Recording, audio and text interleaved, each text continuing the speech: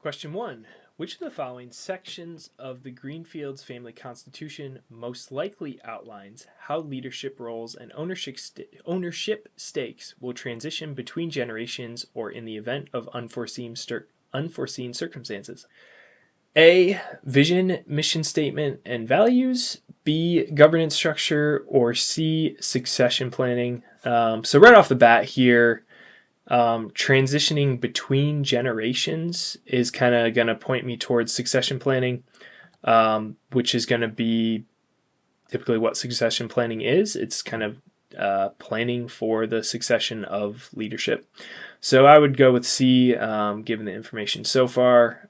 B, governance structure. This is going to outline how the family will make decisions, kind of specifying roles and responsibilities. That's probably not going to be our answer. And A, vision, mission statement, and values. This is going to state kind of the family's collective mission, but probably won't have the specifics of transition there. We haven't read anything yet, though, so let's read and just make sure we can kind of confirm or keep that as our answer. The Greenfield family, known for their substantial wealth accumulated through generations in the real estate industry, has recently taken significant steps to formalize their family governments and ensure a smooth transition of wealth and leadership.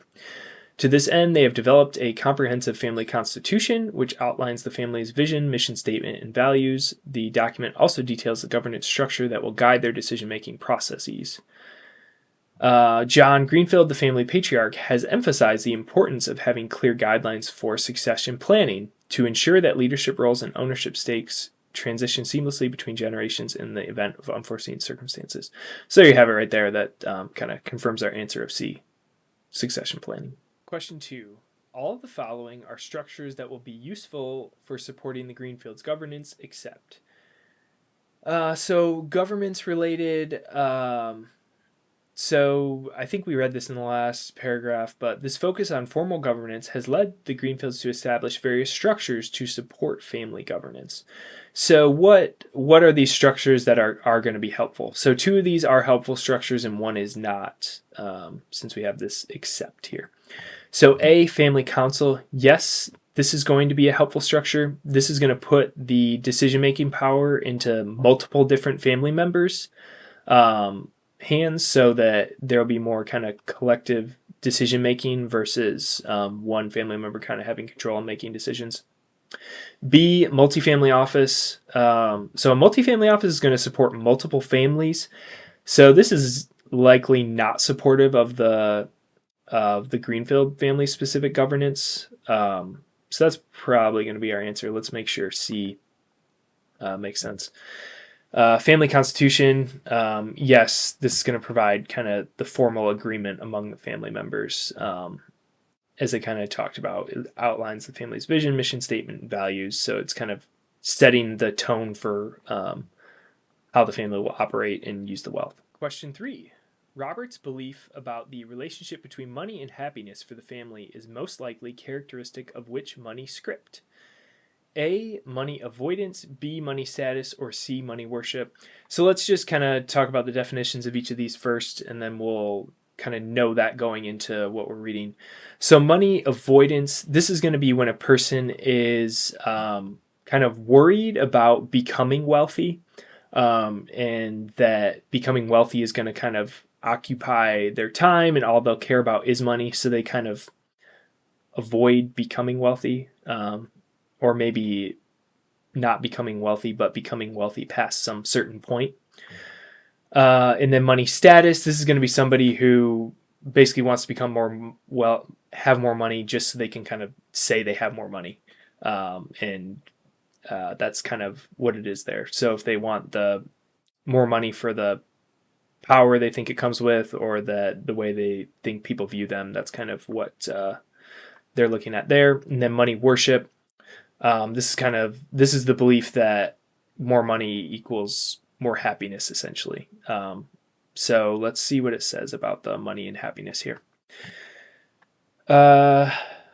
Additionally, John's son, let's see, where did we leave off? I think we did leave off here. So additionally, John's son, Robert Greenfield, who is actively involved in managing the family's wealth, often expresses a belief that increasing their wealth will lead to greater happiness for the family.